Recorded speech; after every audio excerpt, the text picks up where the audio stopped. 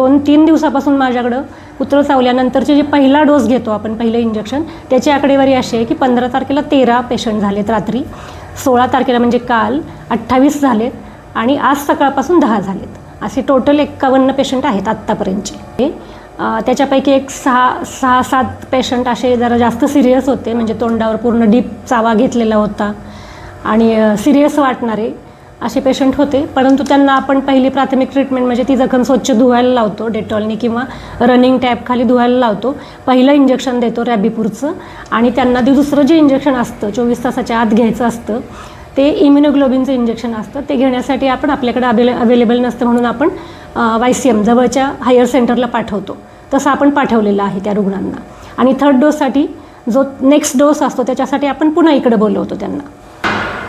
आता कसं आहे आमचं म्हणजे आउटडोअर ॲक्टिव्हिटी नसतात आमच्या, इथं येणारे रुग्णच आम्हाला समजतात.